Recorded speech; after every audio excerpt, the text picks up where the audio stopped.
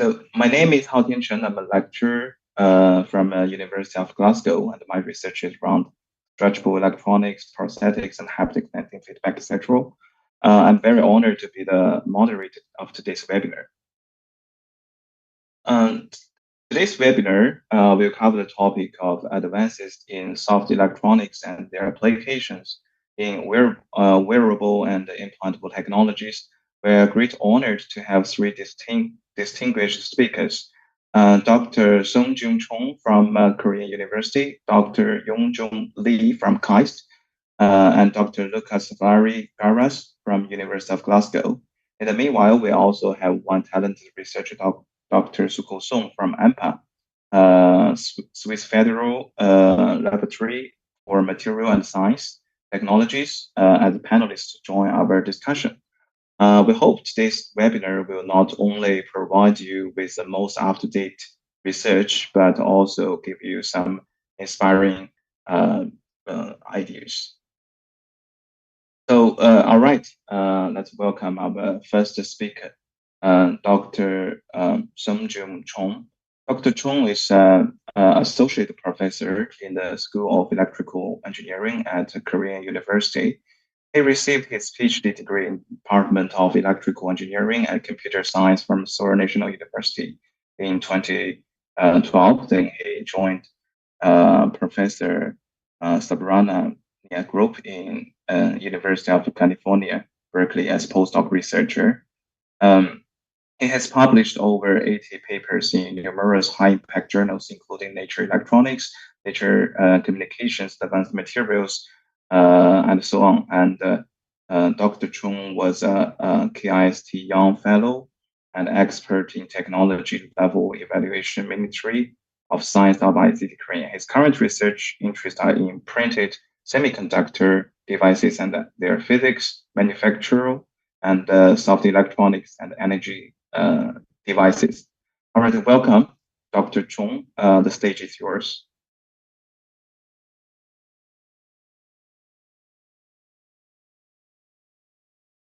Can I share my slide?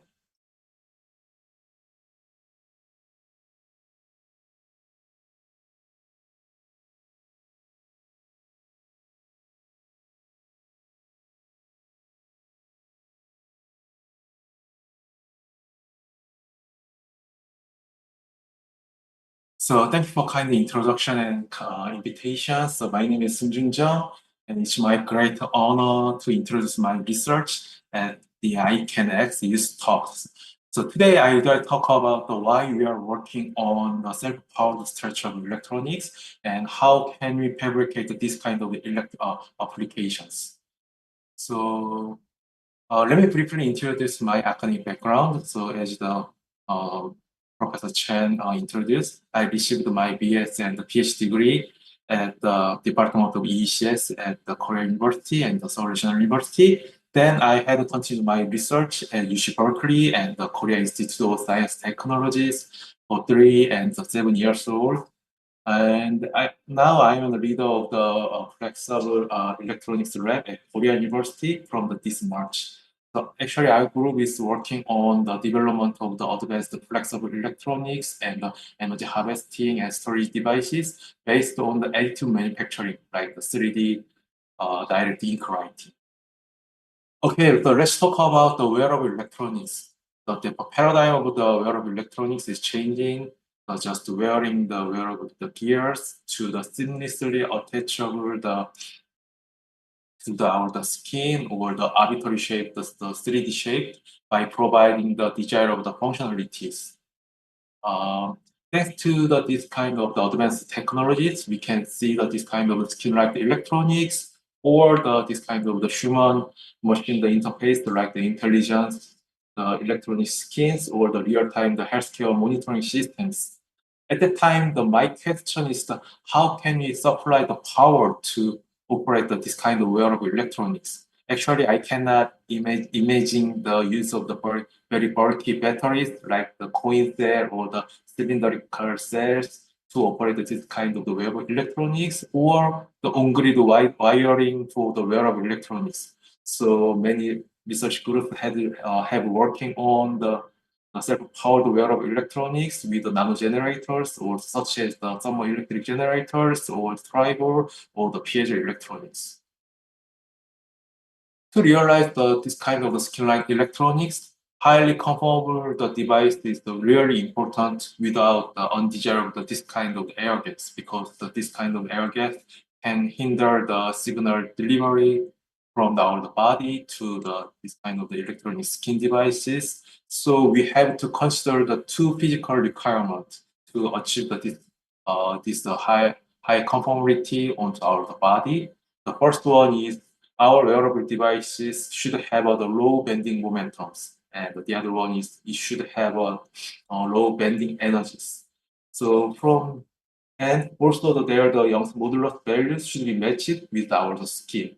So when we consider these three the requirements, we can conclude that we have to use the very ultra thin device platforms, or we have to use the very soft material to realize this kind of the wearable electronics. So with this research background, our group has been working on the self-powered soft electronics. So we developed the very ultra-thin, the low-dimensional semiconductor devices on the programmed stretchable substrate, and integrated this wearable electronics with the intrinsically stretchable interconnect. Actually, I'm not synthesized guy, so we are trying to tailor their electrical performance of the low-dimensional semiconducting devices by making the superlattice or the heterostructures, or by introducing the chemical dopings. And to provide the freedom from the power source, we are working on the thermoelectric generators, which can harvest the electricity from only our body heat. And sometimes we can also store the electrical energy to the fully printed the lithium-ion batteries. So in these presentations, I would like to focus on the intrinsically stretchable interconnect to realize the wearable electronics and the wearable applications. And to supply the power, I would like to introduce the thermoelectric generators. So to be honest, there are so many very excellent experts in the field of the wearable electronics or the soft electronics, from the soft materials to their electrical or the bio applications. In this field, my specialty is based on the semiconductor devices and their processing, and to provide the freedom of the bulky power source. So our group's mission is maybe the realization of the self-powered soft electronics based on the additive manufacturing, like these movies.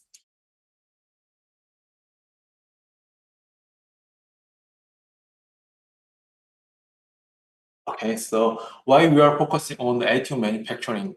Because from the manufacturing perspective, the skin-like electronics should have a highly customizable and programmable on demand.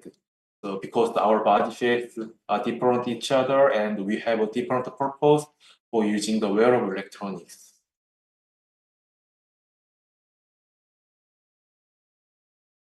So we are using the direct ink writing because we can make the printed devices where we want without the waste of materials, and we have the large degree of freedom to choose the materials. And the most important thing is when we fabricate the wearable devices, the printing technology can provide the high degree of the design freedoms on the soft platforms, because the typical printed electronics require the low temperature processing. So maybe this direct ink writing can be a good candidate to realize the future soft electronics. So using the direct ink writing, we have developed a highly reliable stretchable circuit or the actuating soft robot. There the actuating force is a little bit low. However, we can control the motion by using the wireless communications, and we can realize the self-powered temperature alarm systems based on the very thin and soft device platforms. To realize that this kind of the wearable electronics, we have to use the very thin and soft substrate, and we are conducting the low temperature additive manufacturing, and reliable interconnect is also very important component. To realize the highly reliable wearable electronics, stretchable interconnect is one of the important components, as I mentioned. The conventional approach is to use the linkered structures to provide a stretchable margin from the wavy structures. However, this approach is maybe limited to the 2D configurations. As you can see these images, the 3D via the vertical interconnect access in the complicated IC chips and for the advanced packaging without the waste of the device space, we have to realize the 3D structures by using the printing technologies. To demonstrate this kind of the 3D structures using direct ink writing, we have to overcome the range-wise the nature of the printing. That means, in other words, we have to overcome the gravities during the printing process. How can we implement the 3D geometries on the skin electronics? This is my very long questions during my PhD course or my research careers. So the answer of my team is the omnidirectional printing of the elastic conductors by engineering the conductive composites. So let me show the details. The definition of the omnidirectional printing is also the 3D printing. However, this printing is in all directions, not limited to the layer by layer deposition. So we can make the freestanding and the filamentary 3D structures with a high degree of the travel freedoms. So as you can see these movies, we don't need to worry about the underlying supporting layers. So it's the totally different with the conventional 3D printing, like these movies. The previous works have also demonstrated the omnidirectional printings. Yeah, it's right. So previous works have demonstrated omnidirectional printing by increasing the viscosity of the metallic ink or by using the liquid metals. Maybe it's the topic of the next use talks. But as you know, the fast solidification of the printed picture is the most important to realize that this kind of the 3D structures. So this structure is very nice. However, we also want to provide the softness and the mechanical robustness. So how can we realize the omnidirectional printing of the solid state elastic conductors? That was my questions. So first we decided to focus on the solid state elastic conductive composites. So we use the PDMS, it's very well known the elastic matrix, and we use the silver microparticles, CNT additives to improve the dispersion properties of the silver microparticles, and solvent to control the phase viscosities. So we could make the stretchable conductors and the stretchable composites. It's very similar with the previous work. But the thing is, we have to overcome the gravities during the printing process, as I mentioned. So what makes the omnidirectional printing possible? So what makes the overcoming the gravities during the printing process? To do that, the composite ink should have the high storage modulus and yield stress should be high, maintain the high conductivity and the stretchability and the printability. These are very tough issues in the printing societies. So left images shows the conventional composite ink extrudes the very narrow nodules. However, it turns out the only matrix thinning with the additional solvent is not a fundamental solution. Just to make the dome shape structure like this. So I found the ideas from emergent systems like the cream or the mayo, and then we could demonstrate the totally different printing behaviors like these movies. Our paste has the high storage modulus and excellent printability simultaneously.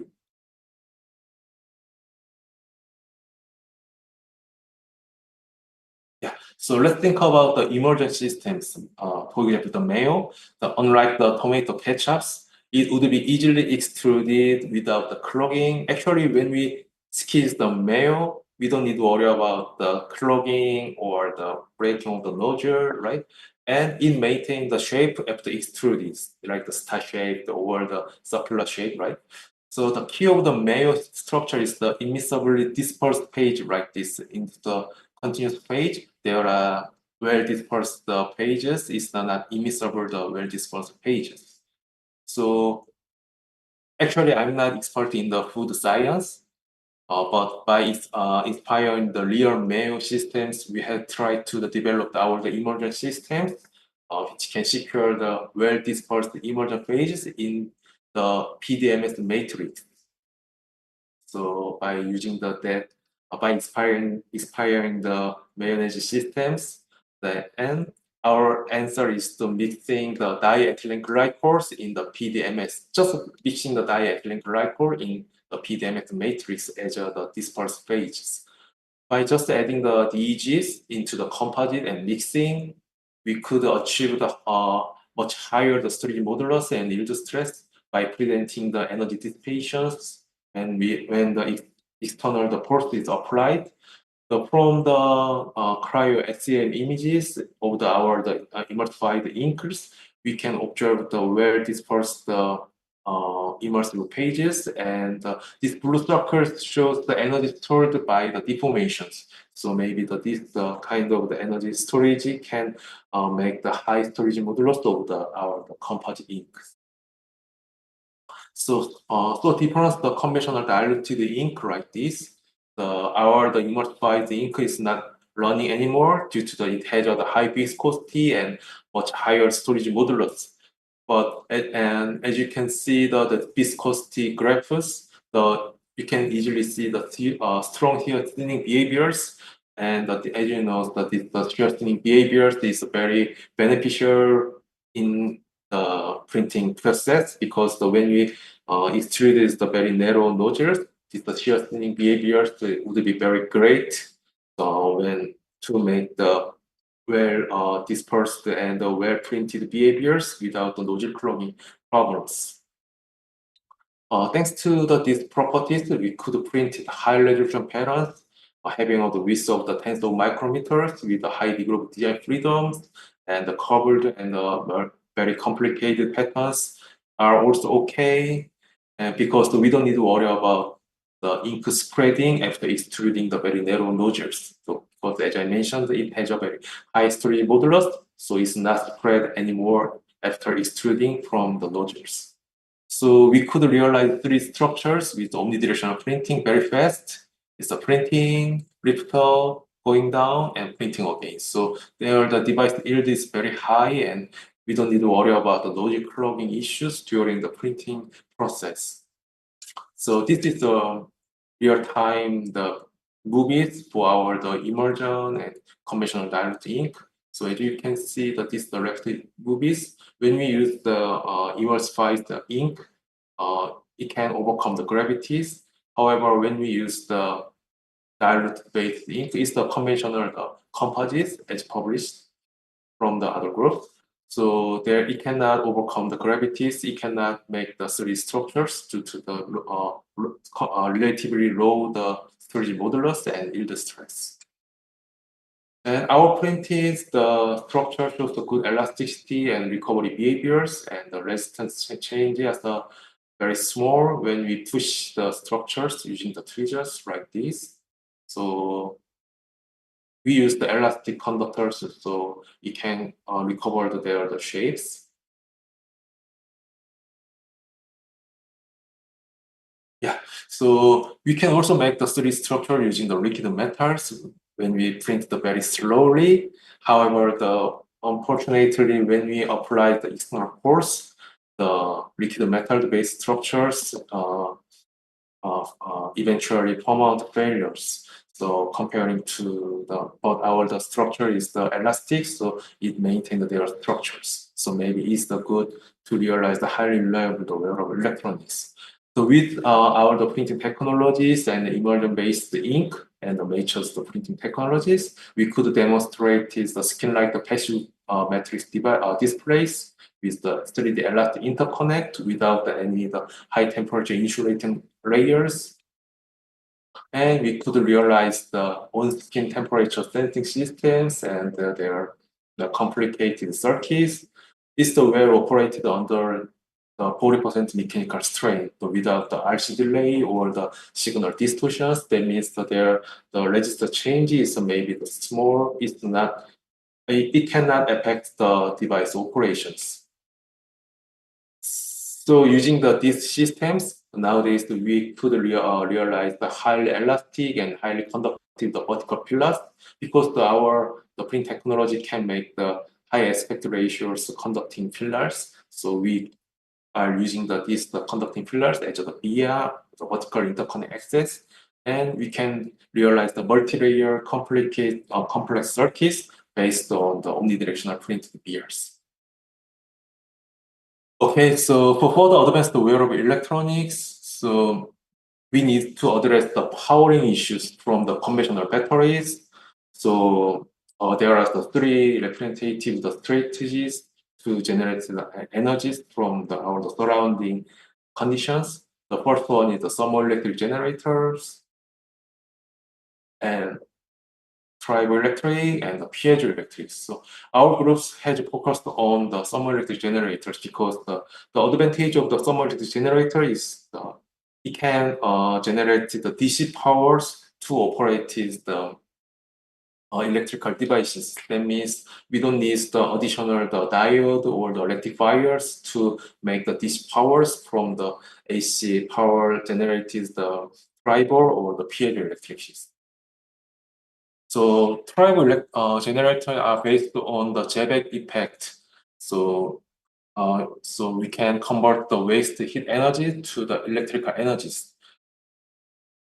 Sorry. So to enhance the power efficiency of the power generations, there are two strategies. The first is to use the high performance thermoelectric materials, like in other words, we have to use the high Seebeck coefficient the thermoelectric materials. The other one is to secure the maximum temperature difference across the semiconductor materials. So when we use the thermoelectric generators, the one side is the hot zone and the other side is the cold zone. So by securing the temperature difference across these two semiconducting materials, synergistically the connected semiconductor materials, we can generate the power from these semiconductor systems. These the thermoelectric generators. So if we can utilize our body heat like this as the heat source, we can generate the unlimited electrical energies because our bodies always make the thermal energy from our body. So, but as you can see that these images, to maximize the energy conversion, we have to collect the thermal energy from without the waste of the heat. So thermal electric generator should be developed, enabling the conformal contact to our body or the arbitrary shape, the 3D heat source. Otherwise, there are many waste heat from the non-conformal contact from between the 3D shaped heat source and the thermoelectric generators.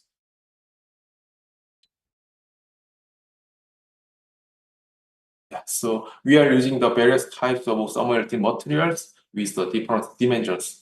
So generally, the thermoelectric composite with the elastomer shows the very good conformality, like the intrinsically stretchable thermoelectric generators. So as you can see from these images, so it's like the patch, so it's very soft, and we cannot feel any undesirable feeling when we attach the onto our body. It's very good, but still power is very low. And 1D CNT is suitable to provide the N-type or the P-type semiconducting behaviors by conducting the suitable doping process because the CNT is we can easily tune the electrical properties by using the chemical dopings onto the CNT. So it's very nice to tailor the thermoelectric performance from the CNT.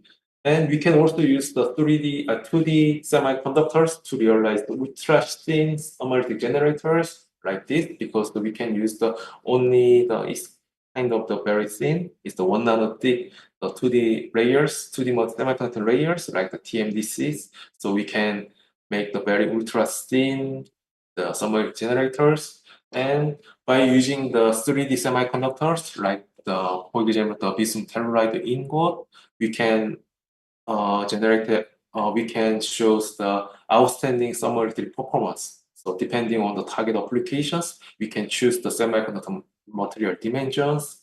And in this talk, I would like to talk about the conventional, the 3D thermal generators to supply the sufficient power to the wearable electronics.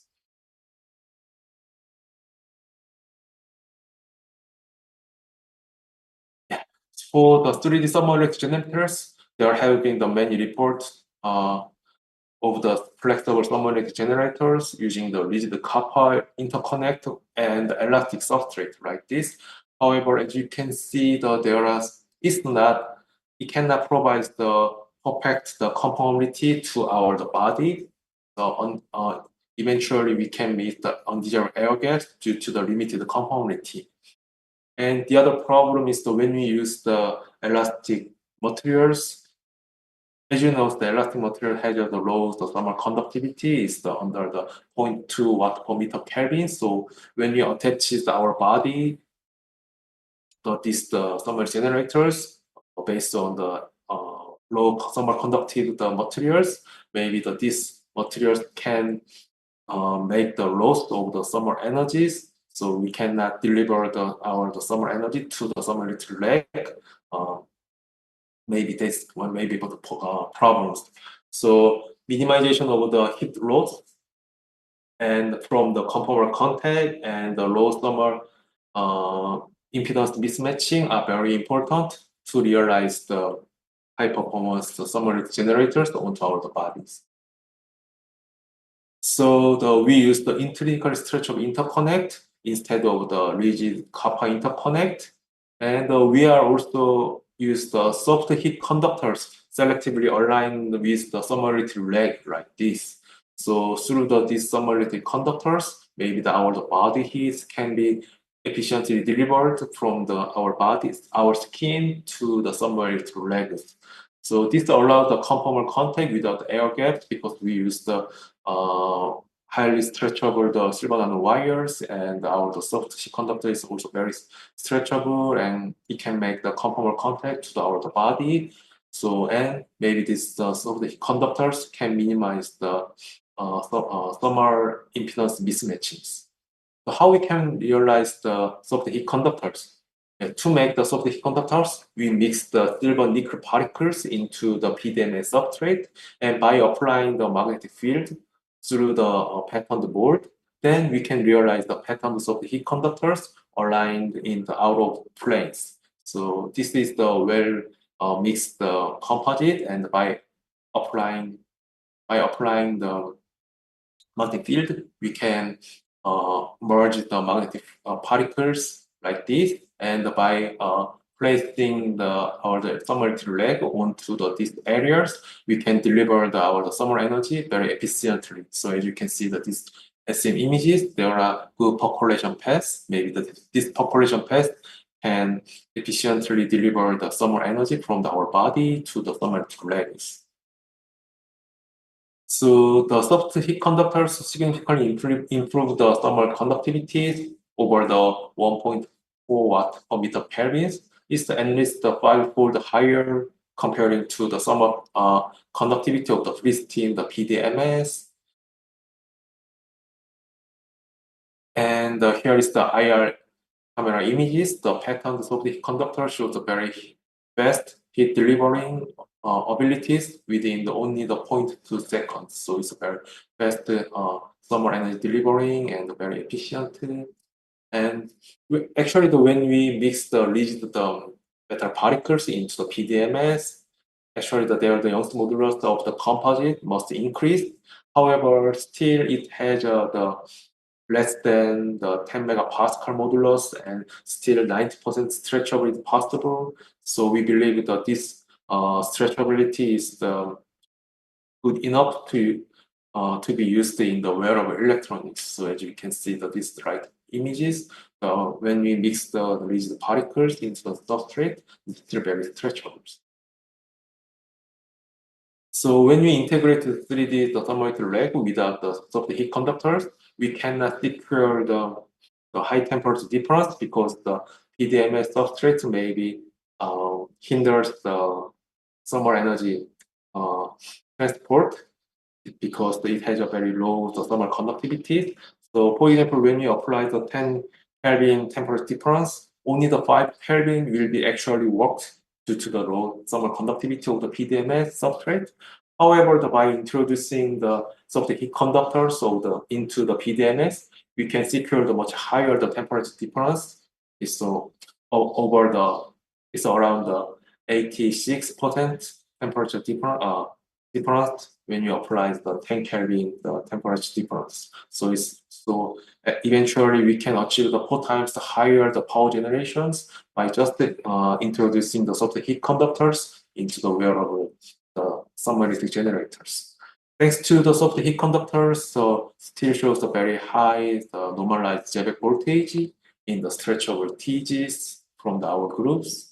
And it also shows a very good compatibility and wear attached onto our body, generating the uniform power everywhere on our bodies, from the hand, palm, or and the neck, shoulder. It shows the almost a similar the voltage generation from our body.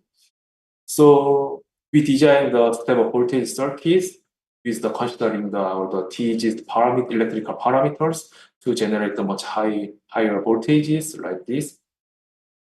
Then we could demonstrate the self-powered temperature sensing systems, indicating if this water is hot or not. So maybe if we don't use the bulky batteries, it maybe is very beneficial to use the wearable electronic. Okay, as time is, so I will go very fast. So our final destination is not be just turn the LED on. So to do that, we need more power to operate the complicated applications. So we improve the interfacial properties between the submarine rack and the interconnect and reduce the module resistance and trying to secure the high temperature difference. With this effort, we can improve the power generation up to the 6-fold higher in the last years. And finally, we success to operate the communication systems. This system integrated into the rescue jacket. And let's think about this situation. When someone pour into the cold water, the self-powered system will work and send the signals, here I am, and turn LED on with the SOS signals to easily find the person. So we believe the self-powered systems operated only the body heat will be beneficial to extreme the environment where cannot apply the efficient power. So by considering the power generation, we can design the circuit and we can integrate the highly complicated circuits. So in conclusion, we can realize the mechanically robust wearable applications by using the soft conductors, 3D printed soft conductors. And to operate this kind of the wearable electronics, we believe the thermal generator based on our body heat can be a feasible solution to realize the freestanding and self-powered electronics. So especially I would like thanks to my groups and appreciate the funding support. And please visit our website, and I will welcome to the visiting Korea University anywhere, anytime. And thank you for your kind attentions.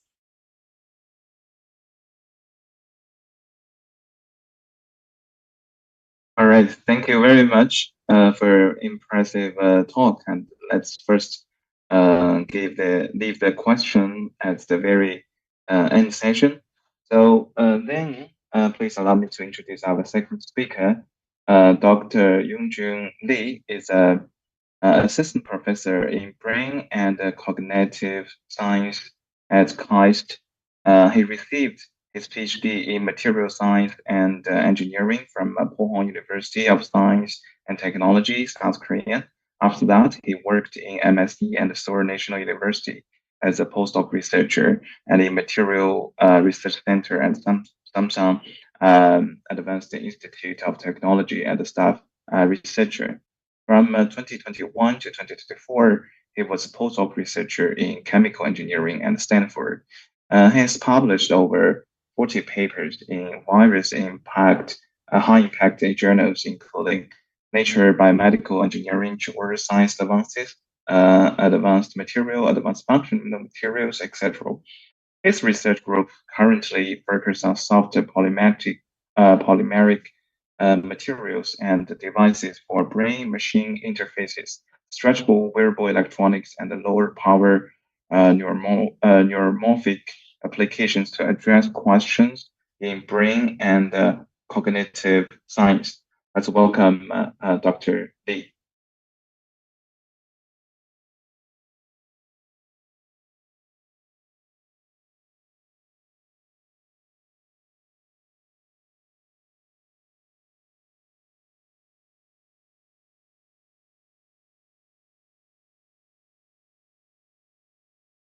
Uh, Thank you for kind introduction, and I'm really grateful to have this opportunity to present my research work at this ICANX seminar. Previously, I have watched several webinars, ICANX webinars before, and they were really useful. So I also hope my presentation is also helpful to the audience as well.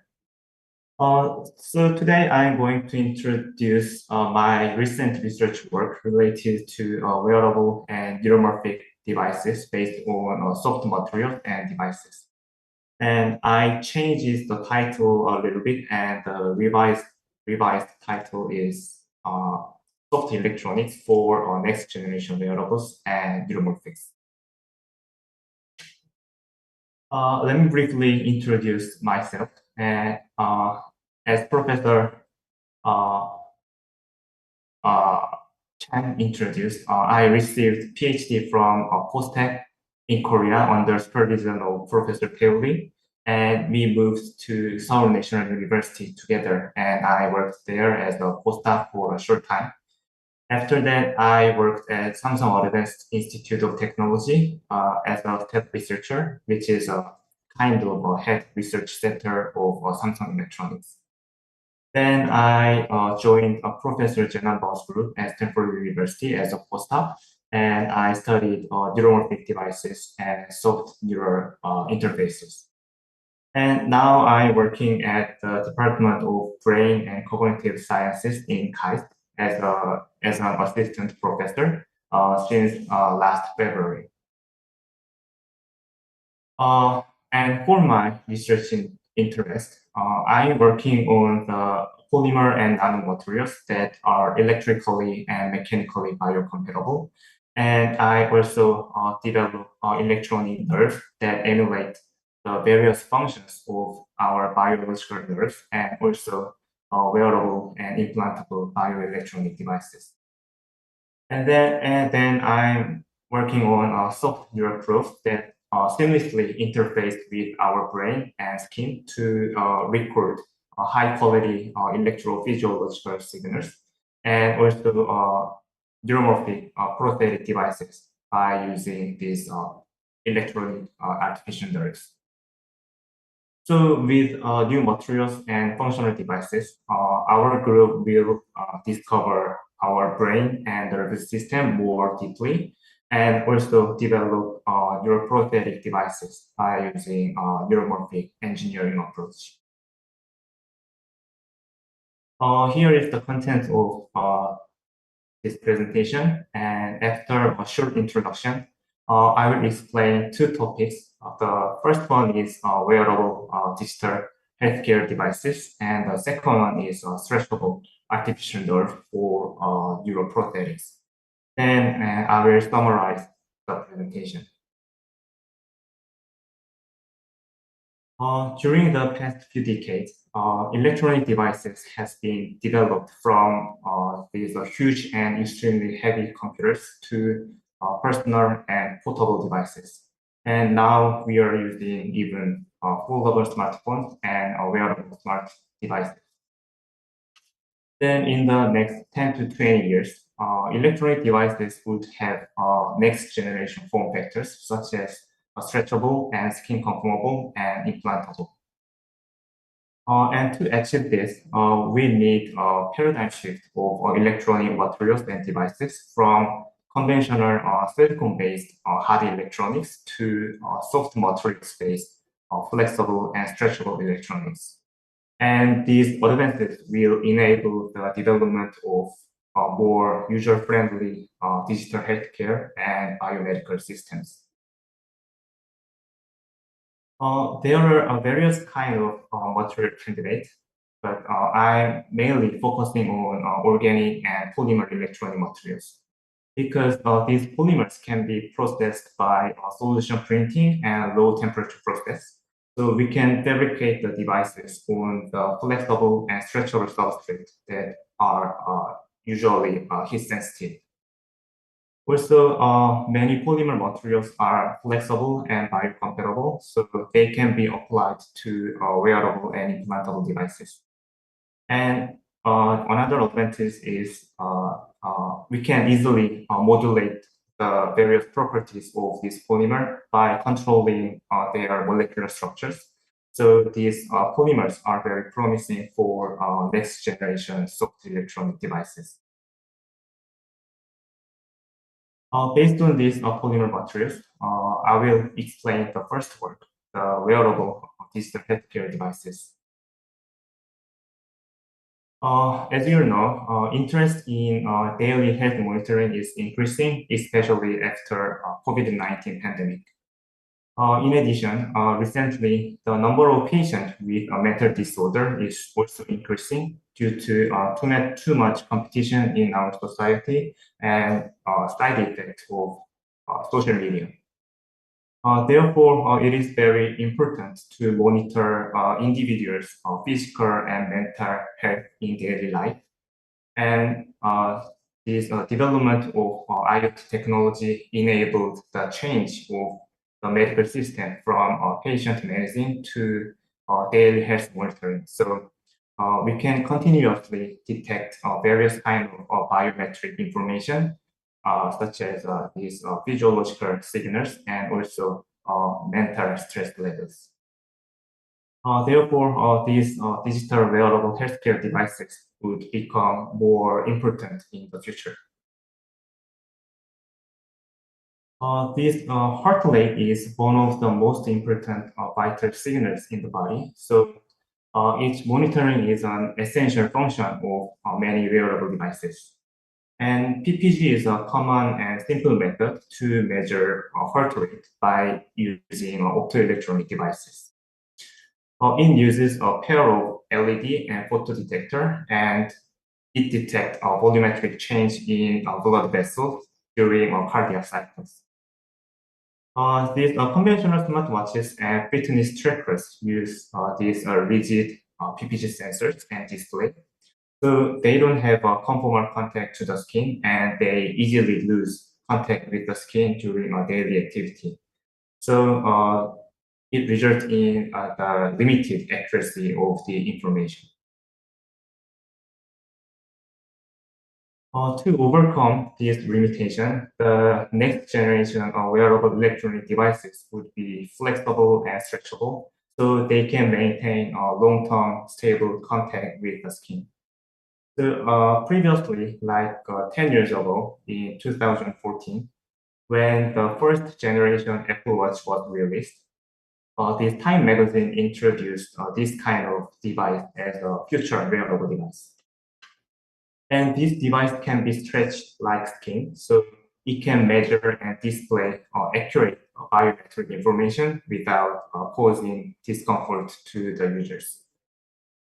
In this regard, we wanted to develop such prototype level wearable devices and also prove the feasibility of this kind of stretchable electronic devices. To develop this kind of skin-like health monitoring device, we considered two factors for the system design. The first one is the type of LEDs for this stretchable display. And our target brightness of LED was over 1000 candela per square meter at low voltage for outdoor visibility. Now there are lots of deformable LEDs with great performance. But when I was working on this device at Samsung Electronics, the previous deformable LEDs had a limited performance, such as relatively low luminance or high operational voltage. So we thought that these devices cannot be applied to our stretchable patch devices. Then, because Samsung had an excellent OLED technology, even though these OLED devices are not stretchable, we decided to apply these rigid OLED devices with an island bridge structure in the wearable display. Then the second design factor was the target stretchability of this system. So we analyzed the strain distribution on the forearm during flexion and extension of our wrist using this 3D digital image correlation method. We attached these speckle patterns on the forearm and measured the deformation of these speckle patterns during the motion of the wrist with various angles. Then we calculated the distribution of the skin, strain distribution on the skin, and found that this maximum strain near the wrist is around 30% at 60-degree extension. Therefore, we set the target stretchability at 30%. With this result, we divided the forearm into two parts depending on the strain range. And this zone 1 is the area near the wrist with a larger strain. And this zone 2 is the area away from the wrist with a smaller strain. So these stretchable devices are placed in zone 1, and these rigid and flexible components such as the processing module and bendable battery are placed in zone 2.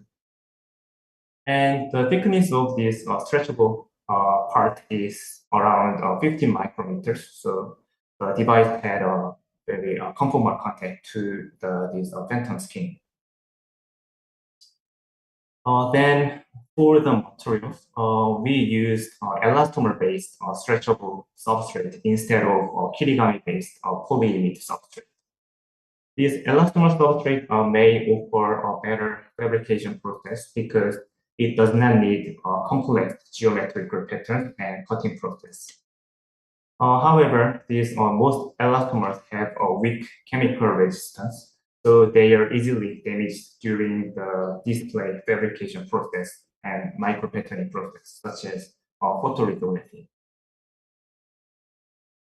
To address these challenges, we applied a chemical cross-linking method. By using this azide-based cross-linker, we improved the chemical resistance of thermoplastic elastomer, which is SCBS glycopolymer, styrene ethylene styrene glycopolymer. After spin coating this SCBS and azide cross-linker mixed solution, UV was exposed to decompose this azide moiety and form highly reactive nitrate species that covalently cross-link SCBS polymer field, SCBS polymer chains. So this cross-linked SCBS substrate had a good chemical resistance, and it was not damaged from the following micro patterning processes. In addition, by selective cross-linking of this SCBS with photomask, we could easily pattern this kind of elastomer pixel array. And we applied this selective cross-linking and patterning method to make this stiff area called stress relief layer. This layer prevents the stress accumulation around the rigid OLED device. In detail, we use these two kinds of SCBS elastomer with different styrene and ethylene to ethylene black ratio. And one is the high modulus SCBS called hard SCBS with a higher styrene black ratio. And we use this material as a stress relief layer. Then we overcoated low modulus soft SCDS layer, and because it has a lower side and log ratio, we can use this layer as a soft stretchable substrate. So the rigid OLED and OPD devices are placed in this stress relief layer area, and these stretchable interconnects are patterned between the devices. And when we analyze the strain distribution on the substrate, we could confirm that the strain is minimally applied to this pixel area, and strain is mostly released by this interconnect area. So the rigid device will not be affected by the external strain. Also, because we use the same kind of polymers as soft and hard layers, those two polymers have much higher adhesion strength compared to the conventional combination of PDMS and polyimide layers. Then we developed a stretchable interconnect based on a micro-cracked gold electrode. And when we deposit this gold thin film on the elastomer substrate by thermal evaporation, these gold atoms can penetrate into the elastomer film through lateral free volume inside lateral free volume. So this process is called polymer metallization, and these low reactive metals such as gold can be diffused into the surface of polymer, and it can make this intermixed resin between this metal layer and this polymer film. And by controlling the deposition rate, we could control the amount of gold atoms diffused in the polymer inside. And at the lower deposition rate, more atoms were diffused into polymer, and this gold layer shows micro-scale cracks, which are clearly different from the large cracks in the normal gold film. So, and these micro cracks maintain a population pathway under strain, so it has a much stable electrical properties under strain compared to the other film with higher deposition rate. Also, because of this intermixed reason, this micro-cracked gold had a much stronger adhesion to the polymer surface. So during the repeated adhesion test using 3M adhesive tape, the normal gold was easily damaged, but micro-cracked gold was very stable. Based on these designs and materials, we fabricated these devices using a display fabrication facility. I will not go into detail, but it proves the possibility of mass production of these elastomer-based stretchable devices. This is a stretchable OLED array, and it showed stable operation under various mechanical deformations such as crumpling and folding and defolding and twisting. Also, the OLED array showed a stable operation under strain, under 30% strain, and also on the skin with a repeated motion. And the stretchable OPD also showed a high on-off current density ratio and a millisecond scale dynamic photo-switching response, which is sufficient to detect real-time volumetric change in blood vessels. By using these OLED and OPD devices, we fabricated stretchable PPG sensors. And these PPG sensors showed high SNR signal, recorded high SNR signals, and this signal was comparable to the signals from the conventional silicon-based rigid PPG sensors. Then we connected these PPG sensors and OLED array and processing module and vendor batteries, and we demonstrated these wearable digital health monitoring patches. So in this work, we proved the feasibility of standalone wearable real-time health monitoring patches for the first time. Next is a stretchable artificial nerve for neuroprosthetics. And because of time limitation, I think I need to go faster.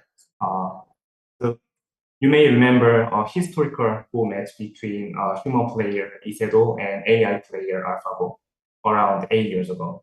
And AlphaGo won the game, and AI became more popular over the world. But it was also an important moment in realizing how such a small human brain efficiently processes various tasks while consuming much lower power compared to the supercomputer-based AI system. So many researchers and semiconductor industry are trying to develop a brain-like computing system that processes data very efficiently.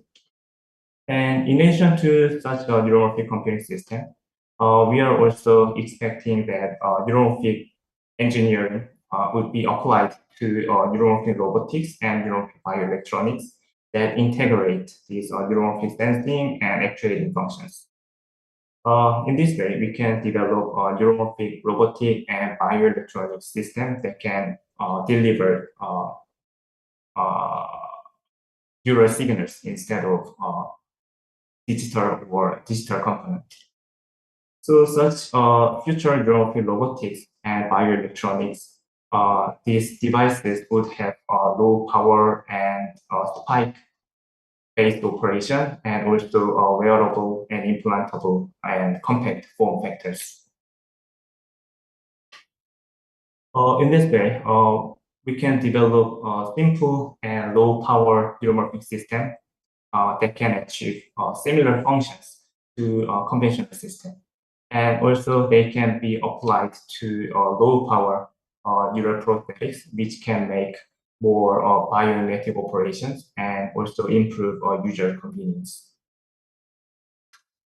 Our nervous system is composed of numerous number of neurons, and each neurons are connected with each other by a huge number of synapses. And these neurons typically have one-dimensional wire-like structure with long axons, and this structure makes them highly flexible and also even can be stretchable. And so we try to emulate this flexible and stretchable structure of neuron and also function of synapses. So we developed this stretchable neuromorphic device based on highly flexible 1D nanowire materials. To develop these 1D nanowires, we use electrospinning, which is a widely used method for the fabrication of very long and continuous polymer nanowires. And using this method, we developed polymer semiconductor nanowires. These nanowires are highly flexible based on a high aspect ratio and a nanoscale confined structure. And also they can have high electrical properties based on anisotropic charge transport along the nanowire. And we use two kinds of polymers. One is the conjugated semiconducting polymer, and the other one is a high molecular weight binding polymer, PO. And because conjugated polymer has a high modulus and low ductility, the film has a large cracks at only 20% strain. But in contrast, PU has a low crystallization temperature and low modulus, so the film does not make a large cracks even at 100% strain. The easiest way to control materials property is to mix two materials with a different functionality. And these composite film had much lower modulus and also smaller cracks compared to these conjugated polymers. So based on this material, we fabricated the single nanowires, and these composite nanowires showed very high ductility, so it was fully elongated and did not show any breaks even at 100% strength. But however, because of this dimensional change, the stretchable transistor showed changes in the electrical properties under strain. To improve the electrical stability of the transistor, we made a wavy structure wavy structure nanowire by transferring this nanowire onto the pre-strained substrate. As pre-strain was released, this nanowire formed this wavy structure and became straight when the strain was applied again. Because there was no deformation of a nanowire, the device had a much improved electrical stability. And by demonstrating a stable response of the device on the soft balloon that mimics the dynamic deformation of our heart, we showed the potential of this device for future biomedical applications. In addition to this previous field effect transistor, we applied these nanowires to ion gel-gated transistor that can emulate the synaptic response based on the voltage-dependent ion dynamics. So we can control the ion migration according to the voltage process. So this device can demonstrate a similar response to the biological synapses. In the biological synapse, with pre-synaptic spikes here, the post-synaptic membrane potential is modulated with excitatory or inhibitory responses. Also, with a continuous spike signal, this membrane potential is gradually increased, which is the potentiation responses. For emulating such sensory and motor functions for the neuromorphic bioelectronics, we developed this synaptic transistor with short-term plasticity and fast response because this short-term plasticity and fast response are important for sensory and motor signal transmission. And when we apply the voltage process, ions are accumulated near the surface of the semiconductor, and they easily diffuse back in the electrolyte. So we can emulate this short-term synaptic plasticity. So the device showed synaptic potentiation and fast decay, and also which is short-term potentiation, and also showed stable various kind of stable synaptic responses under before and after 100% stretch, before and after stretching. By using this stretchable synaptic transistor, we developed stretchable artificial sensory motor nerves that detect optical stimuli and also operate artificial muscle in a biomimetic way. Especially, there is a neuromuscular junction between a motor neuron and muscle fiber, and the contraction of muscle is controlled by the action potentials from this motor neuron. We also developed this artificial neuromuscular synapse with stretchable artificial synapse and artificial muscle fiber, which is a polymer actuator, and we control the actuation of this polymer actuator with spike signals. In more detail, this photodetector detects these light signals, and it generates a voltage pulses to and applied to this transistor.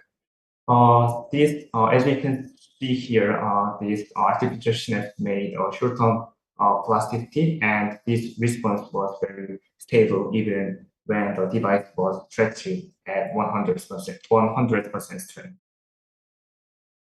And this response is quite similar to the muscle contraction depending on the spike frequency. So the muscle in the mouse leg has a spike-dependent contraction, and our device could precisely emulate this response with different spike frequencies. Therefore, our device proved to be suitable for application in this biomimetic motor system.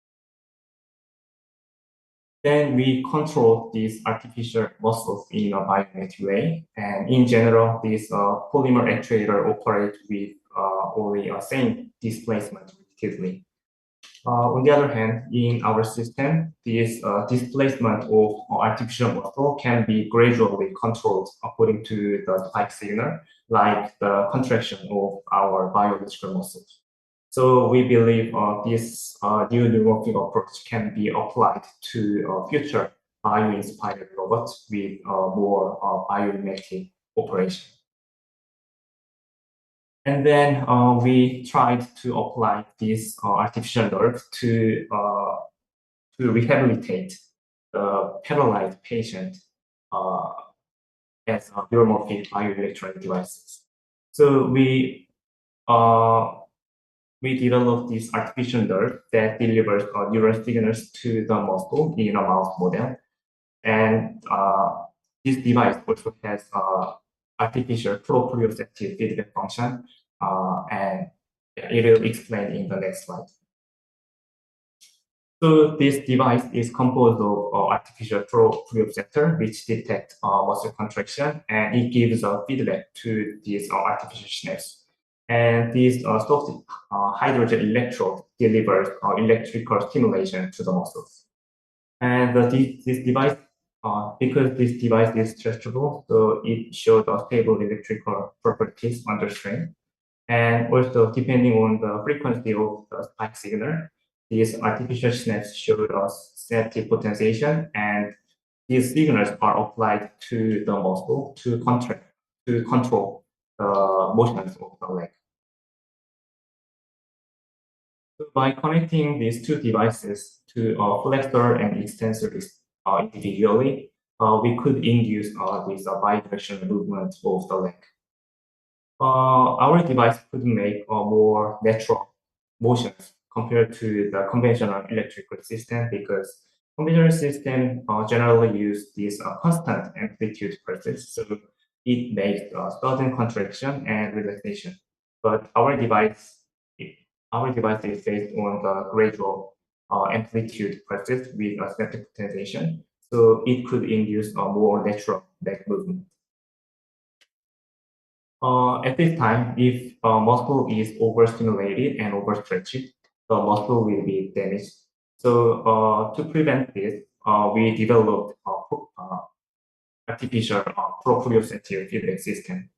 So when muscle is stimulated, strain sensor detects the motion of the muscle and motion of the leg, and it gives feedback to the artificial nerve. Then it adjusts the muscle stimulation intensity.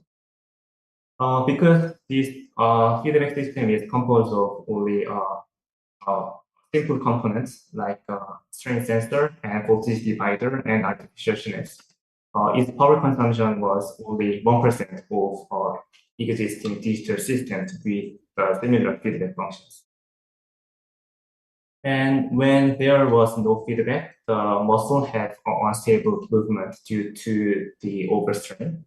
But with feedback, the muscle had strength, stable and smooth motions.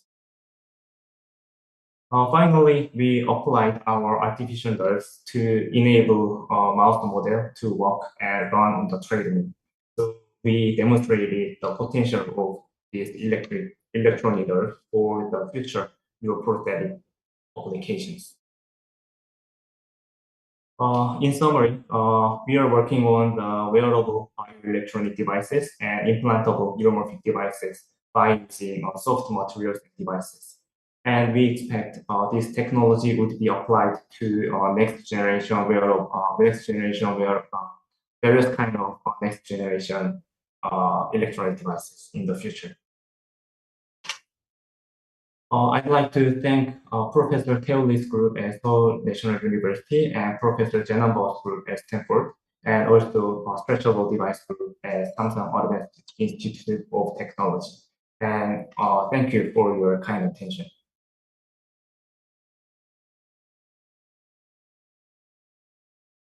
All right, thank you for the amazing work, and it's full of content. Can you please stop sharing the slide? Yeah, perfect. Thanks. So, all right, let's welcome our last but not least our first speaker, Dr. Lucas. Dr. Lucas is a lecturer in biomedical engineering at James Watt School of Engineering, University of Glasgow. He obtained his PhD from University of Auckland and focused on the development of wearable exoskeleton for grasping capabilities enhancement. After that, he worked as a postdoc research fellow at the Harvard Biodesign Lab on the design and development of soft wearable robotic devices for upper limb rehabilitation, muscle activities monitoring. Before joining the University of Glasgow, Lucas was a product development engineer at Fisher and Payke Healthcare, developing medical devices for acute and chronic respiratory care.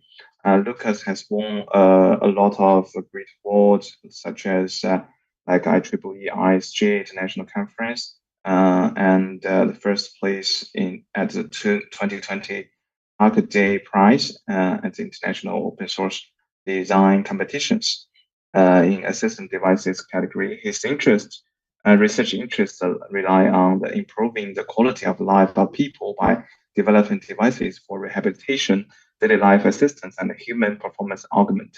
So let's welcome Lucas.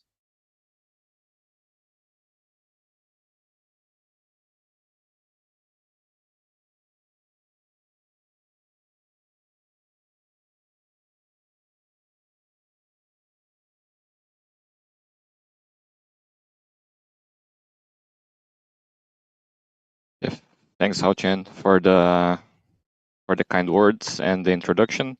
And I'm very pleased to present here today in this I Can X talk.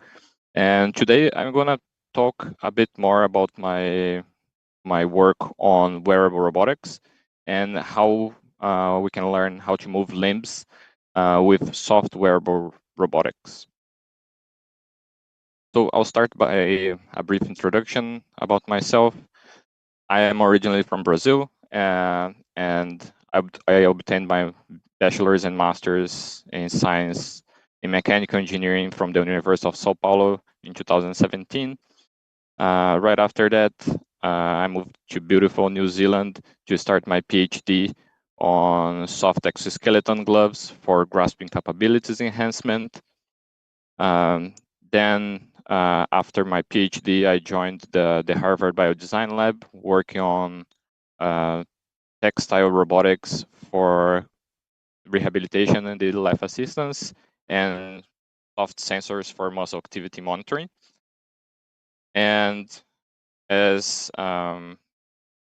pointed by Hao Chen, I just joined the University of Glasgow as a lecturer in biomedical engineering. And you may wonder, why am I interested in research wearable robotics and soft robotics? And as many people may think, we have many motivations to start searching, doing research and doing cool things with wearable robotics. But in fact, my interest is not to design an Iron Man suit. My main interest is to help people with the devices that we develop.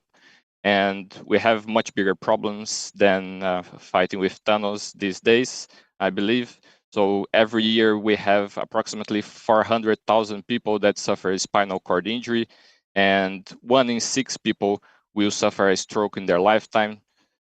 Approximately 1.3 million people in the UK right now suffer conditions of stroke, and there are many neuromuscular disorders that can result in mobility problems, such as ALS, multiple sclerosis, muscular dystrophy, among others. So if we take a look at the current state of the art in wearable robots, we can see that in the market there are devices for industrial and medical applications. So in industrial environments, we find lots of rigid devices that can help people better perform their daily life tasks, to help workers to enhance their capabilities or to reduce fatigue in certain muscles. So in here we have, for example, the Exo Evo, that is an exoskeleton to help reduce shoulder injury when in people. And in medical applications, we have many wearable robots that help people regain their mobility after a stroke, for example. And one of these examples is this Cyberdyne that you can see here. But over the last decade, we've noticed that there are a few challenges and issues with these rigid structures. And here we can list the main three. One of them is that our body, differently from rigid robots, it behaves very differently from robots that rotate around a single joint. We have joints in our body that not only rotate, but it also translates from a point. One of the examples is the shoulder joint that we can see here.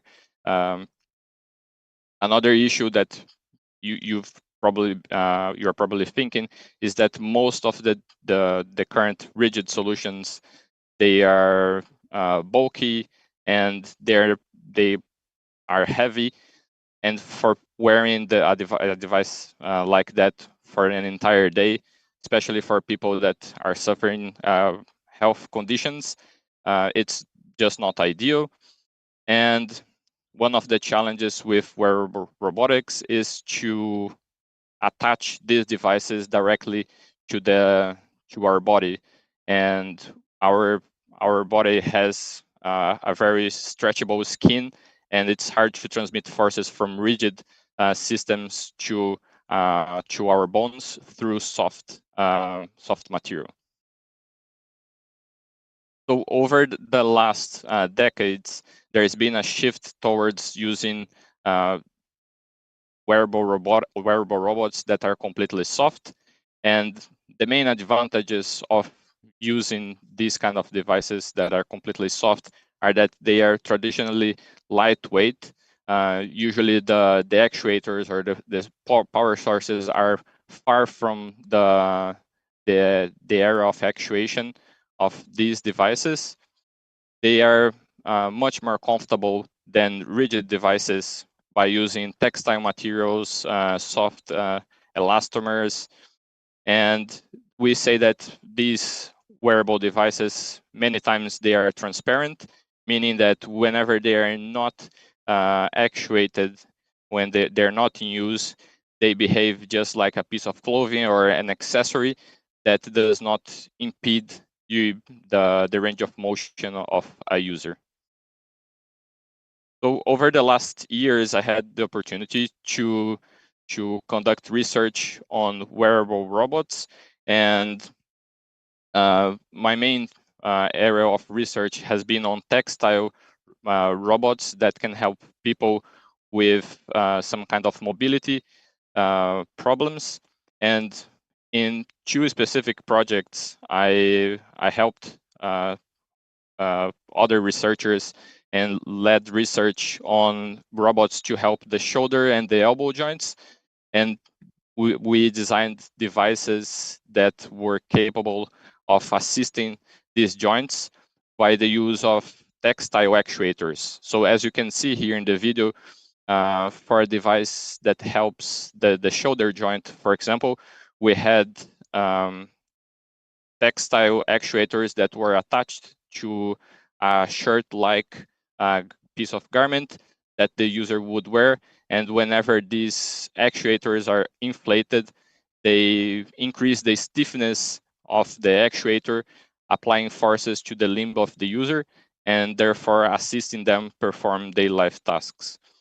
These devices were mainly controlled with IMUs that were connected to the joints, to the limbs of the user. And we tested these devices with ALS and spinal cord injured patients. We had a good collaboration with doctors and therapists throughout these two projects. And here we can see one of the shoulder, one of the elbow device that we developed, being tested with an ALS individual. And in this research, we've demonstrated that the device can assist elbow flexion and can reduce up to 49% of the maximum voluntary contraction on the biceps of healthy users and up to 25% on the triceps for these users as well.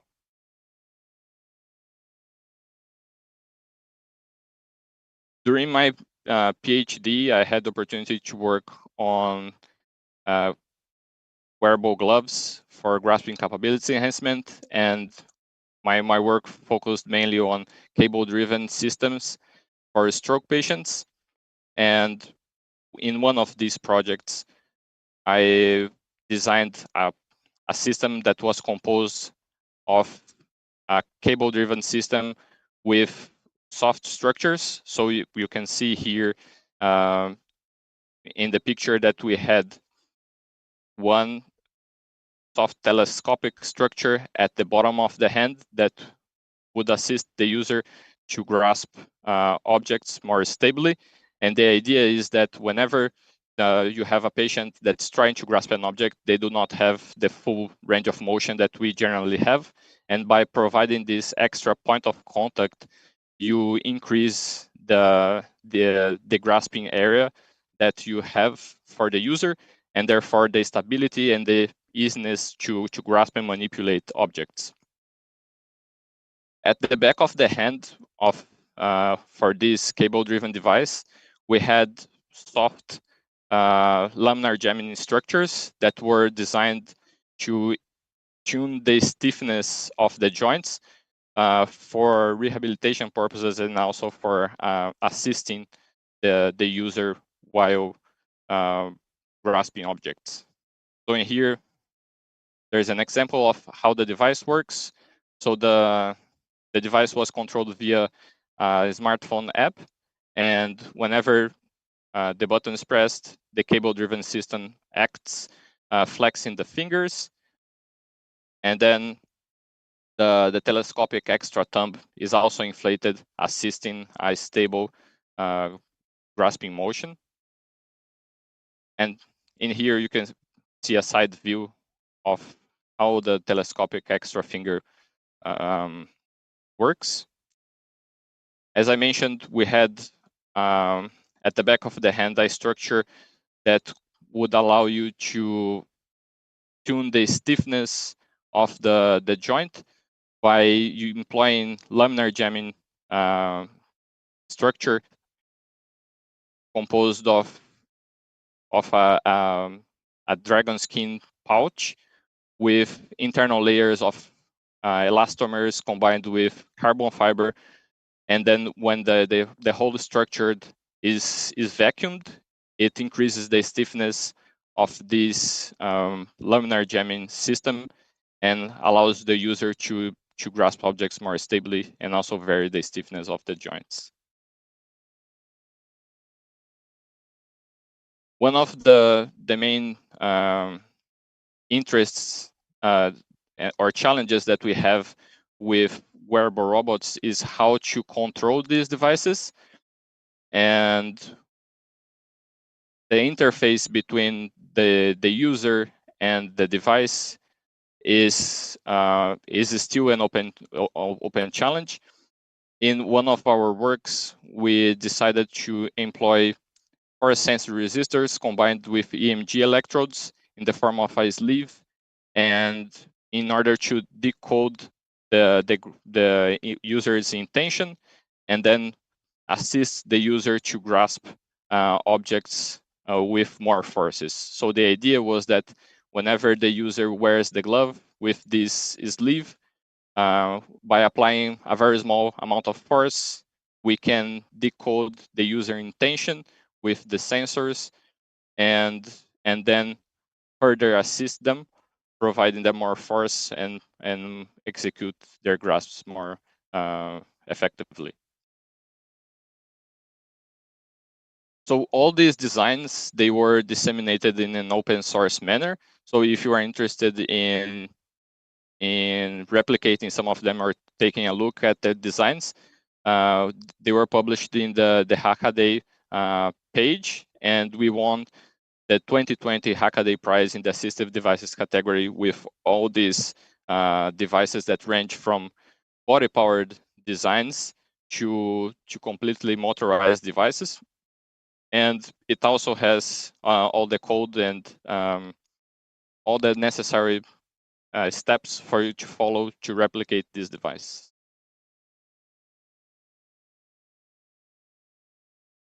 Another, as I mentioned, one of the challenges that we have right now with wearable robotics is that the interface between the user and the device is not well defined, and there are many still open challenges.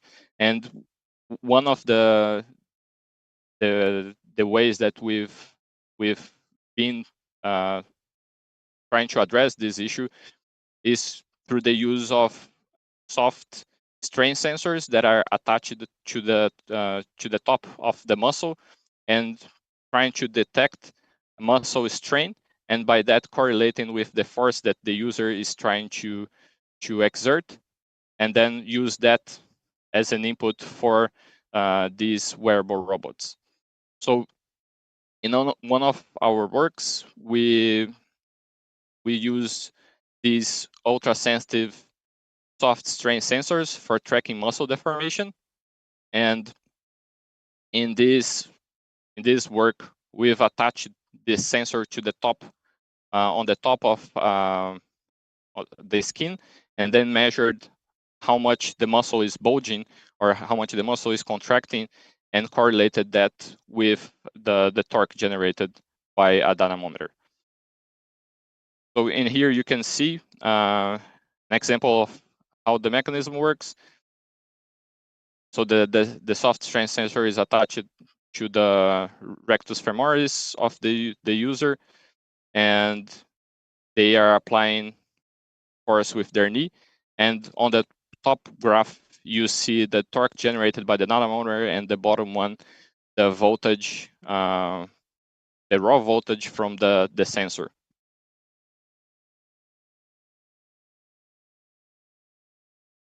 So what in this work, what we've decided to do was that we would like to demonstrate the idea of a soft strain sensor for correlating that with the forces from the dynamometer. So we did a set of static tests on the dynamometer to demonstrate that correlation that you can see for the elbow and the ankle on the left plots. And then we did a long study with 8 participants to analyze the correlation between the maximum force generated by a dynamometer and the maximum output from these strain sensors, and also medium frequency from EMG.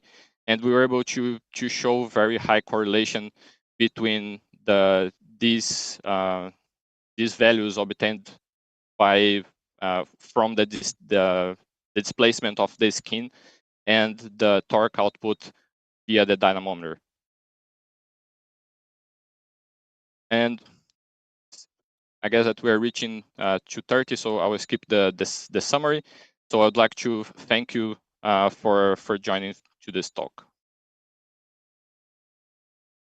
Thank you very much, Lucas. Thank you for the amazing presentation. Well, so again, I'd like to thank all the speakers for their wonderful talks. Let's move to the panel discussion session. So first of all, let me introduce our panelists today, Dr. Suko Song. Dr. Song is a group leader in the Laboratory of Sustainable Robotics at EMPAD in Switzerland. And also he's a visiting researcher at the Area Robotic Laboratory at Imperial College London in the UK. Throughout his academic career, Dr. Song has again very diverse research experience at several prestigious international research and academic institutions worldwide. Like he completed his bachelor and master in Japan, where he majored in micro fabrication over 7 years. Following his study, he spent 4 years in Samsung electromagnetics in South Korea, developing MEMS-based inkjet print head.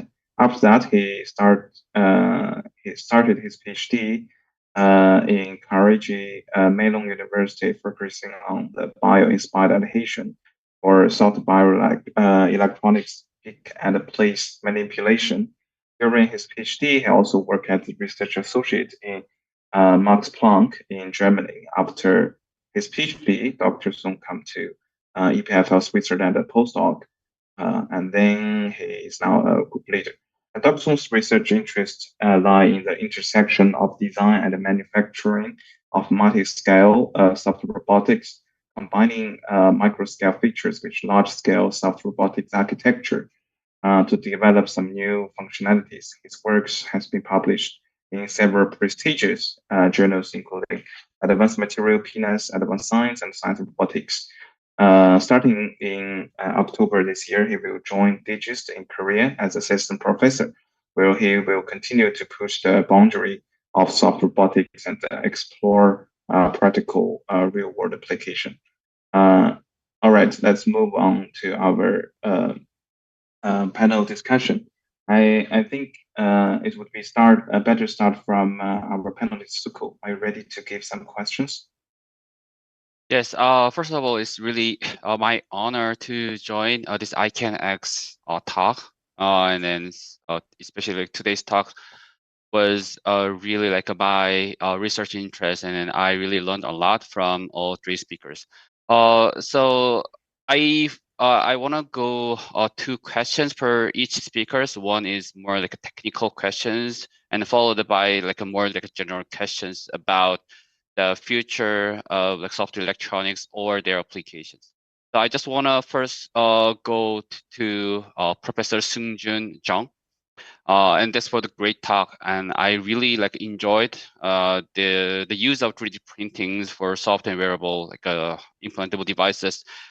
Just one during the talk, just a concern popped into my head regarding the omnidirectional printing of elastic conductors, because we are do the 3D printing of this like a wavy structure out of the plane. So which allow us to stretch the substrate quite a lot.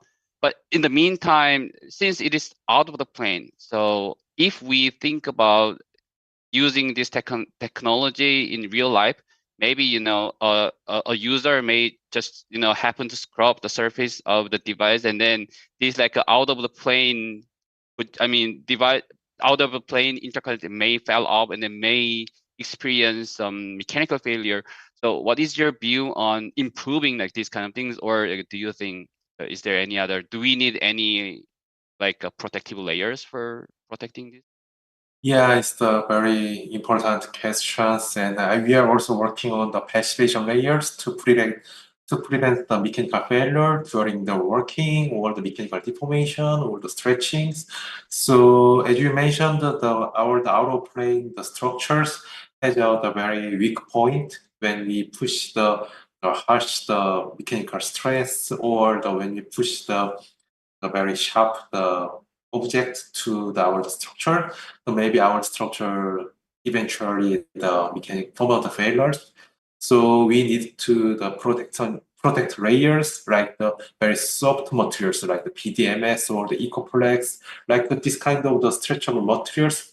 When we employ this kind of stretchable materials, maybe we can protect the structures. However, the one problem is by introducing this kind of the additional layers, maybe the stretchability or the deformability maybe can be limited. So we have to consider that they are the Young's modulus or the maximum stretchability or the maximum deformability.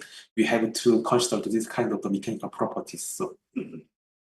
So my conclusion is we need the additional protect layers by considering their mechanical properties and what's our final product. So depending on our product, we maybe the maximum stretchability or deformability maybe determined. So by considering these situations, we need to introduce the protector layers. Thank you so much. Yes, that really like a result of my questions. And so, and then as a more like a big questions about the soft electronics and the applications, like, so from your perspective, what would be the like future soft electronic like devices or like soft implantable devices in next 10 years? What would be your view? Oh yeah, so actually I also have the many thinking of the more advanced or the future wearable electronics. But my view is maybe our wearable electronics maybe more complicated by integrating the additional functional devices like let's think about displays. So displays give the information to us for the making the images. However, nowadays the stretchable displays or the wearable displays need the more functionality like the wearable sensor or the healthcare monitoring system or the biomarker. So maybe the wearable systems should be more complicated by integrating the desirable functionality. And the other thing is, as I mentioned, the energy problem is also very important. So wearable electronics, one of the advantages of the wearable electronics is the freestanding devices without the on-grid the power supply. So maybe we need the battery systems or the self-powered system. So actually, as I mentioned, the very bulky or the rigid battery is not suitable to integrate in the wearable systems. So maybe we need to solve the power supplying the issues to realize the more advanced wearable systems. Okay, thank you so much. I mean, related to that that answer, I just want to ask you a quick questions because, well, since like yeah, during my research, I also worked on some soft bioelectronics, and then that was like implantable devices, not the wearable devices. But you actually showed us the thermoelectric power generators, which will utilize the temperature difference between two surfaces.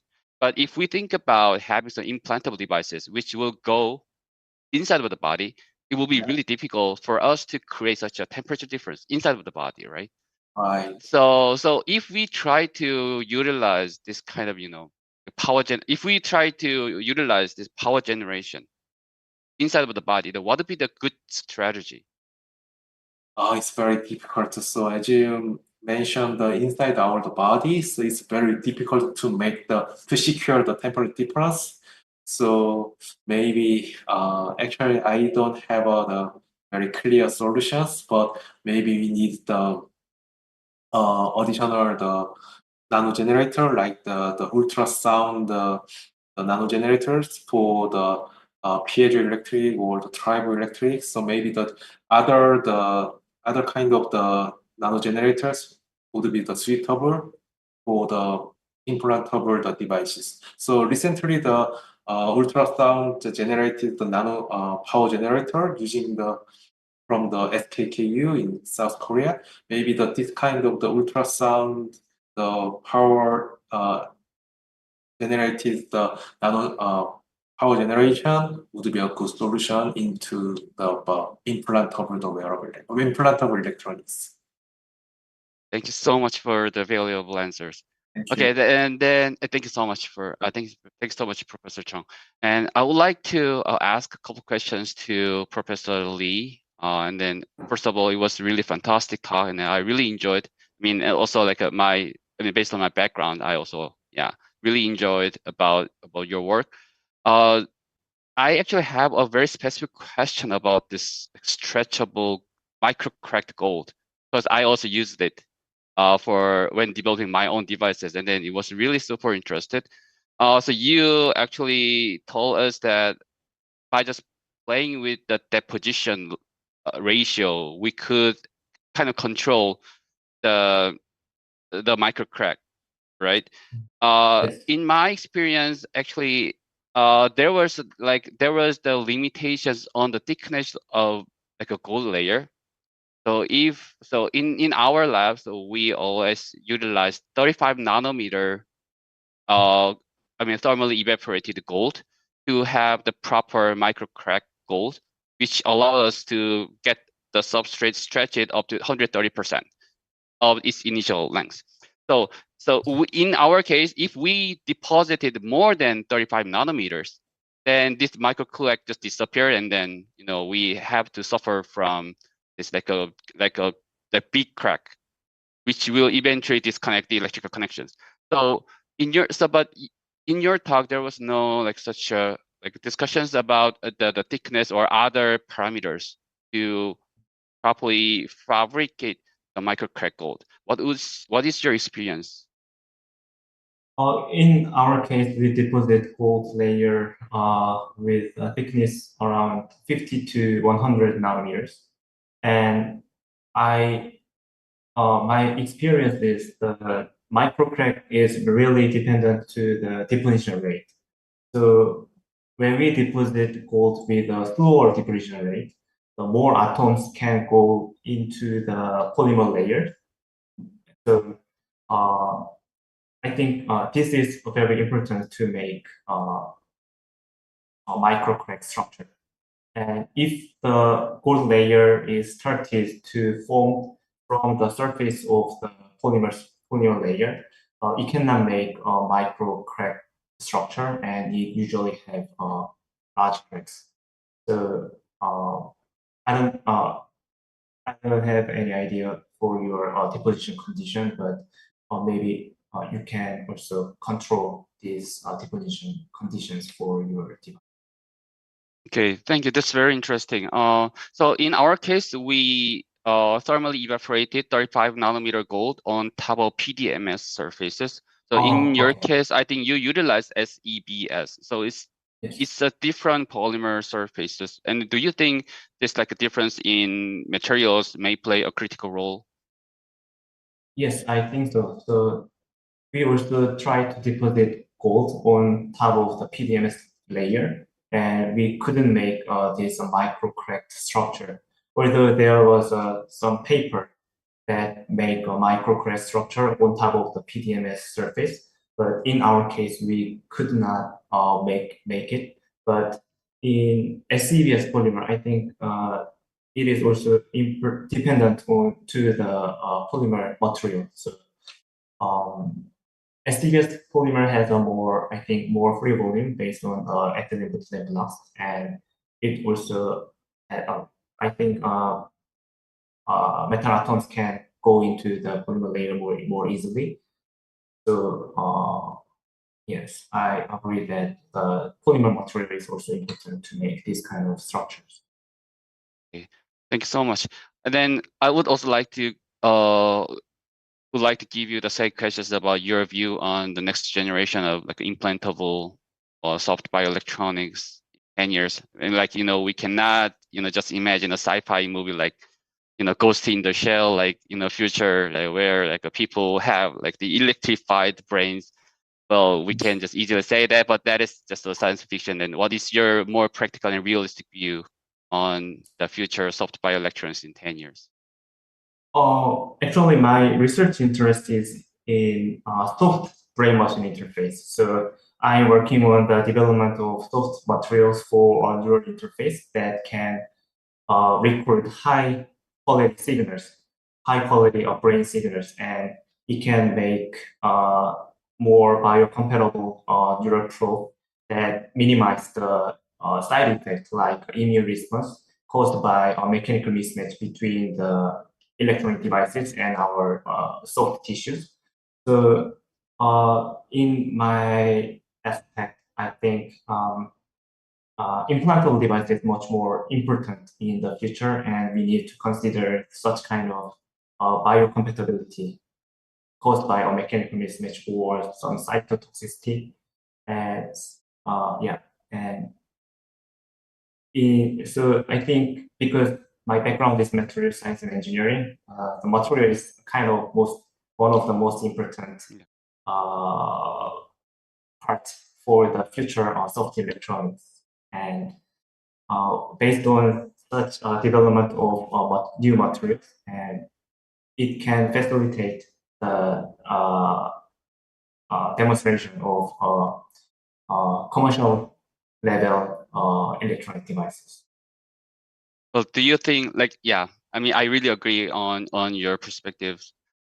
This like a chronically reliable soft bioelectronics will be really crucial, like a fourth step for the next generation of soft bioelectronic interfaces. But do you think like within 10 years, do you think we can develop such a bioelectronic interfaces that can stay inside of the body for years, like 5 years, 10 years? Yeah, these like the medical implants in our market can do this, but with the expense of the immune responses and foreign body reactions. So that's not good. But do you think in 10 years we can develop really medically proven implantable devices that won't have any immune responses? Oh, that's really good question. And I think it depends on the electrode, the type of electrode. So like a very rigid electrode like Utare make a huge immune response over time. And recently, Neuralink had also another problem, the restriction of the electrodes from the brain. But in that case, we need to do more research for that kind of to solve that kind of problem. And I think we can overcome these challenges in the future. But yes, but I think it will take some time. And there is another type of your probe, like the surface electrode, eco electrode. And in that case, it can minimize the immune response, and it can also collect high quality and high resolution brain signals. So I think eco electrode can have a potential to solve this kind of problems. And although it has some limitation for the recording of high quality signal in high quality spatial temporal resolution signals compared to the implanting electrode. But I think some software algorithm also improve a lot, so it can be a good candidate to meet to solve such kind of problems and to be applied to future brain-machine interface applications. Thank you so much for your valuable comments, and I really appreciate that. Then I will just move on to the Lucas, and thanks for your great talk. And now we are in the same software robotic field. I really enjoy your talk, especially like the wearable, like the gloves and the wearable robotics.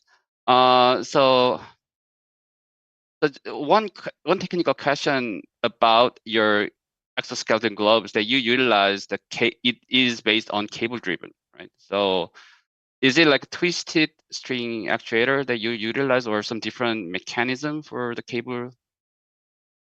No, so the idea was that the user would have a backpack. So in one of the pictures, you could probably see that there was a control unit and with the motors, and then pulleys with attached to the motors, and then these cables would wrap around the pulley and pull the cable.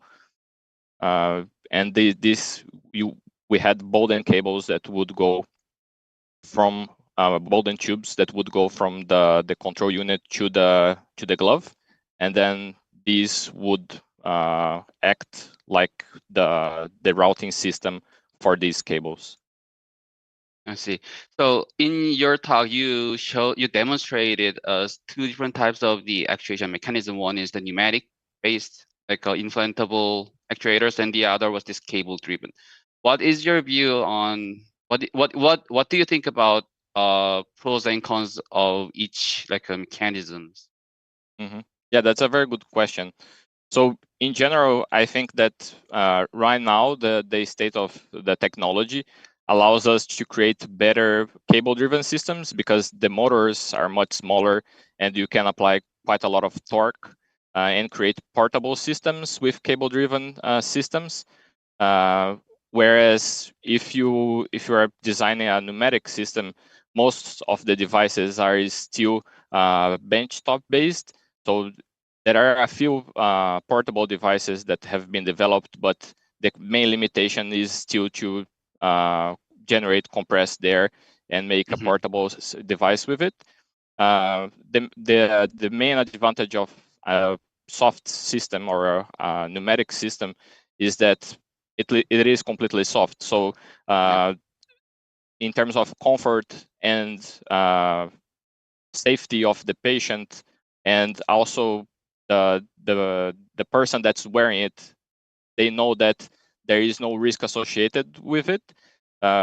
Whereas with a cable-driven system, we know that there are control systems and safety features that can be put in place.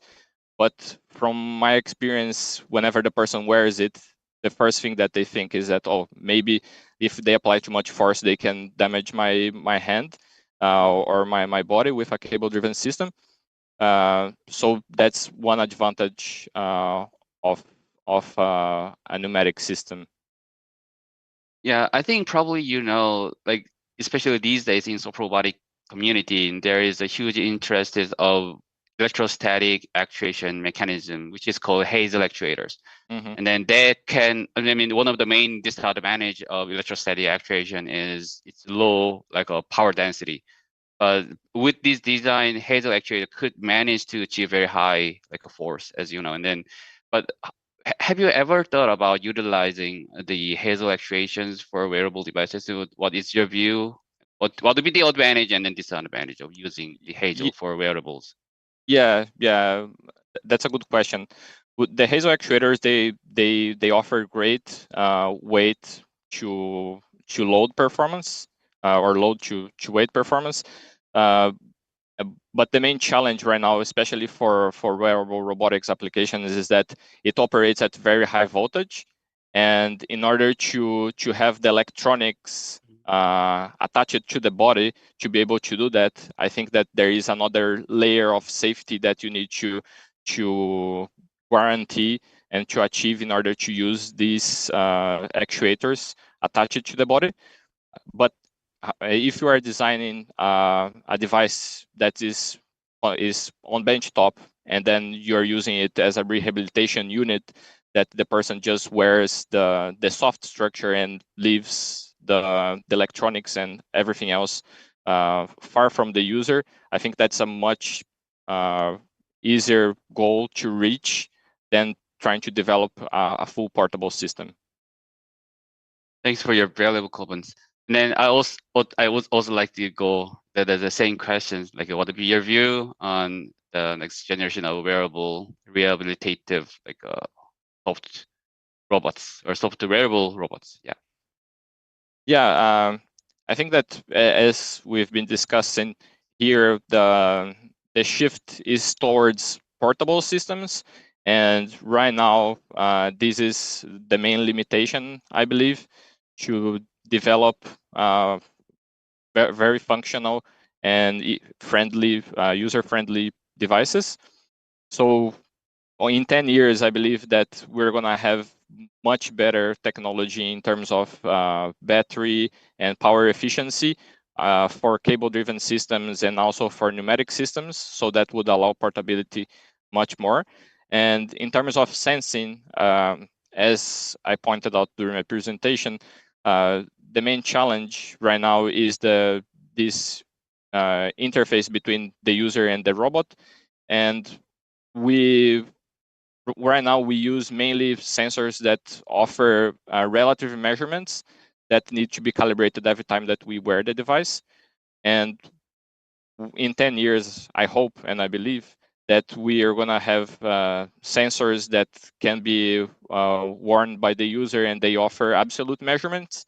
So you could use an ultrasound sensor, for example, and measure the muscle thickness while the user is doing some task, and then estimate how much force they're trying to apply or what are the gestures that they want to perform. So combining all these absolute measurements with a portable system, I think that we're going to have much more functional devices in 10 years. I agree. Thanks for your view. So, Haotian, I'll just give the stage to you and general audiences. Sure. Thank you, Sukandas. Thank you for the awesome answers. I think it would be very inspiring for all the audience and for all of us. So I'm not sure if you guys have any questions to each other. If you have any question or any comments you want to discuss or have brainstorming, and it's a great chance. Probably I just like a mediate one general questions, because like here we have three like speakers involving like soft bioelectronics, implantable devices, and the soft wearables.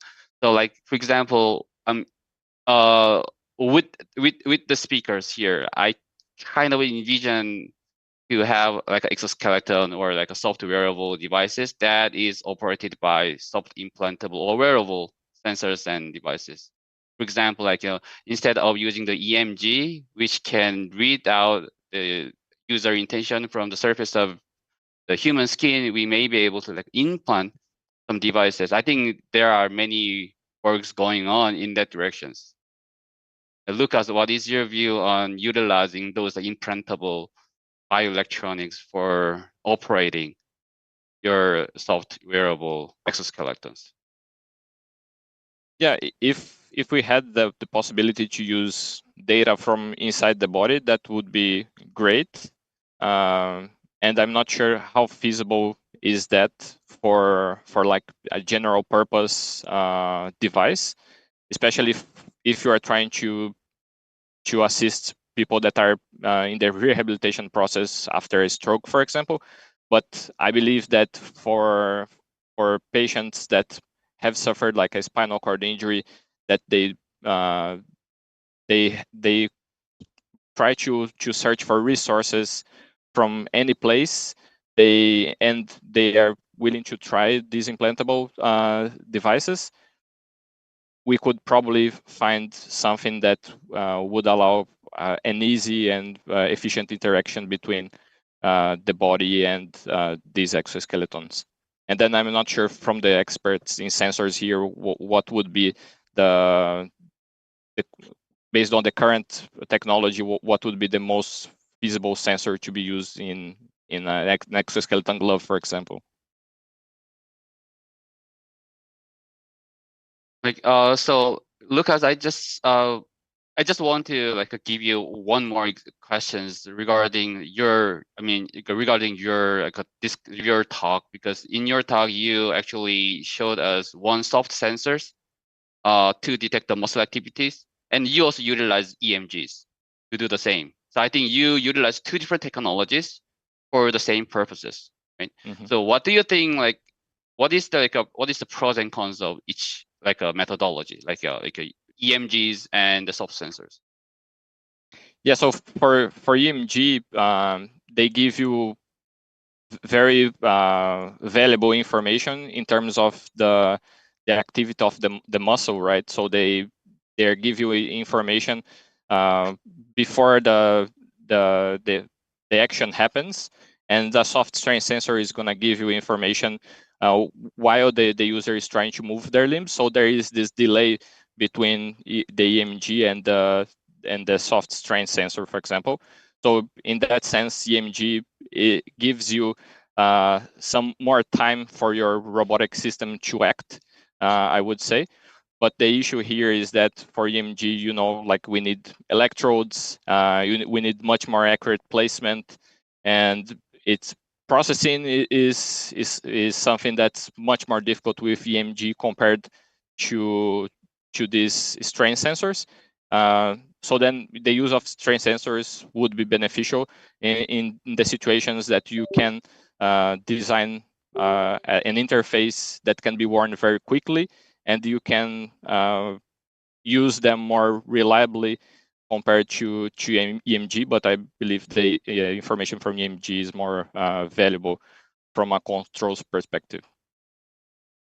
I see. Yeah, I agree.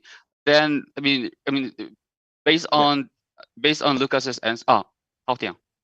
Yeah, and so yeah, I know it's a good discussion, but we are running out of time. So thank you, all of you, for the wonderful talks and wonderful discussion. I'm sure we should keep connected and to talk about like from material